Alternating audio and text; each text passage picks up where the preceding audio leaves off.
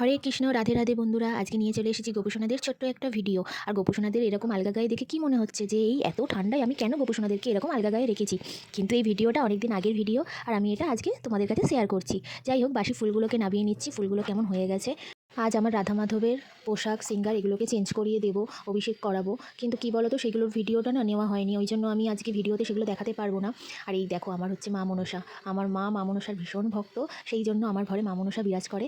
আর এই যে ননীগোপাল তোমরা দেখতে পাচ্ছ, এটা আমার অনেক পুরনো, মানে সবার শুরুতে আমার কাছে এই ননীগোপালই ছিল। এটা আমি গিফট পেয়েছি, একজন আমাকে গিফট করেছে, এক কাকিমা। আর ভোলে বাবা রয়েছে। সব কিছু ফুলগুলো নষ্ট হয়ে গেছে, সেই জন্য আমি ফুলগুলো সব নাবিয়ে নিচ্ছি। এগুলো কালকের ফুল দেওয়া হয়েছিল, সব শুকিয়ে গেছে। বাসি ফুল যেহেতু নাবিয়ে ফেললাম সব কিছুই। এবার এই জায়গাটা আস্তে আস্তে সব পরিষ্কার করে দেবো। আমার 3টে তাক আছে। এটা মানে আমি তো দেখিয়েছি আমার পুরো জায়গাটা একবার একটা ভিডিওতে, তোমরা নিশ্চয়ই জানো যে আমার 3টে তাক আছে। আমি সবটা পরিষ্কার করার পরে গোপসোনাদেরকে একজন একজন করে স্নান করিয়েছি, করিয়ে রেডি করিয়ে বসিয়ে দিয়েছি। প্রথমেই বলেছি যে আমি স্নানের ভিডিও বানাতে পারিনি, যেহেতু একটা হাতে ফোন ধরা, ভিডিও বানানো, গোপসোনাদের অভিষেক করা, ড্রেস পরানো, সিঙ্গার করা সব কিছু আমার হয়ে ওঠে না, সেই জন্য ভিডিওটা কেটে কেটে গেছে। আমার রাধারানী, আমার কৃষ্ণ সবাই রেডি হয়ে গেছে। এবার আমি সাজিয়ে গুছিয়ে ভোগ দেবো এনাদেরকে। কিন্তু তার মধ্যে একটা গিফট আছে আমার গোপসোনাদের জন্য।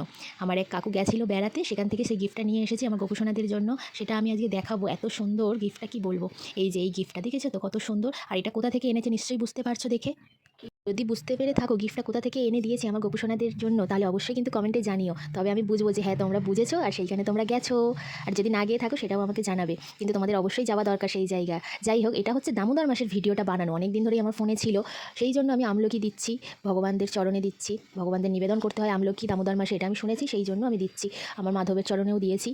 আমার রাধা মাধবের সাজ সিঙ্গার এগুলো কেমন লাগলো অবশ্যই কিন্তু কমেন্টে জানাবে। আর আমার যে নতুন বন্ধুরা ভিডিওটা দেখছো, অবশ্যই কিন্তু সাবস্ক্রাইব করে দেবেন, একদম কিন্তু ভুলবেন না। আর আমার পাশে থাকবেন, সাপোর্ট করবেন। আমি এইভাবে এগিয়ে যাব আমার গপুদেরকে নিয়ে।